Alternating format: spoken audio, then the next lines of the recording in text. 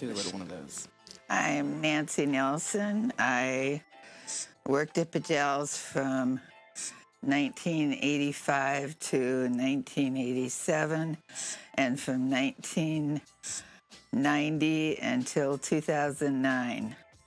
That was a few years ago. At the time, it was actually the Peace and Justice Center. It was housed at Gonzaga University, and the then director told me, "This is your desk, and just figure out what you want to do." And that was it.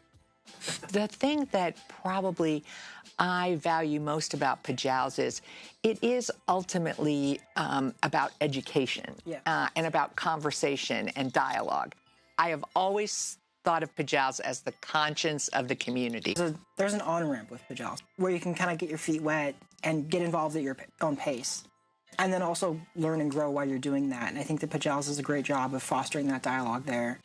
Well, and back in the day, I was the advisor to the first Youth for World Awareness group that spawned Liz Moore, woohoo. As a youngin', it is good to see that there are people who've been doing this work for a very long time. I think, especially Liz has been a mentor to me in so many respects.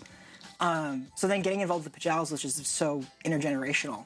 And the YALP program has really grown since I did it back in 2017 and 2019. I'm so happy to see what YALP has turned into. I heard about the Young Activist Leaders Program via a screenshot of an email of a screenshot. PJALS has continued to evolve over time. So I think PJALS presents opportunities for people in the community as well as people who are more directly involved in the organization.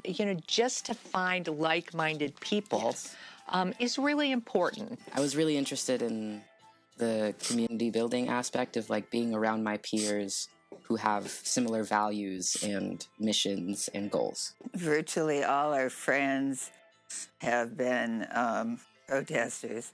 The people who I've encountered in PJALS over 30 plus years have been some of the kindest, most solid people I've ever met. Yeah, whenever I walk into the community building, it's always I think the key for me has really been that emphasis on community. Getting plugged into PJALS has just been a wonderful experience in so many respects because the community is just so many great people. I've met friends through PJALS. So you never know what can happen, what PJALS can do for all aspects of your life. My husband and I, we worked together for, 17, 18 years in the same office for all that time, and really, really enjoyed it. Seeing elders doing the movement and doing it right and still being involved, y'all have seen some shit. And then Nancy, I see you've got a list. Yes. The first time I was arrested was on the track stopping the nuclear missiles. With two other friends, I started the Washington Coalition to Abolish the Death Penalty. And that really was a primary work of mine for many, many, many years. We worked a great deal starting in the mid-'80s, and I'm still doing it now for the liberation of Palestine. I think I've been arrested 13 times. Rusty and I have FBI records. We're on their list. We're having to learn how to maintain some positivity in the face of a whole lot of shit. It can often feel like you want to have all the answers immediately, but that's not possible. Nobody has all the answers immediately.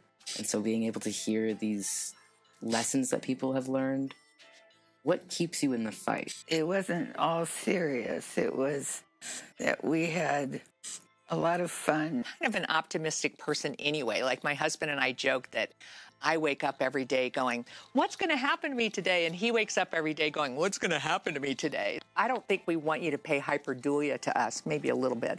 But I feel as though We do have some things that we can share, that we can, you know, people talk about being a mentor. And I think I like this whole notion of co-mentoring, because I hope you know that you youngins are an inspiration to those of us who are, do I have to protest this same old shit all over again? I mean, you know, it's like, whoa. But we always had some hope. I think that we as young people, like, we don't need to reinvent the wheel. It's very much like a drawing from experience while also adapting to changing circumstances and new realities. It really paves the way for me to be able to come into this organization and be able to receive all this wisdom that people have learned from trial and error, but to like have that personal connection so you can like see your future, you know? And you're the one making history now. I think the theme here is connectedness. And so, you know, among individuals, among communities, among the world. PJALS is very dedicated to an intergenerational lens and having the guidance of people who have been in the movement longer than me. And how do I say this? I think that we've been able to march on this long because we continue building the next generation.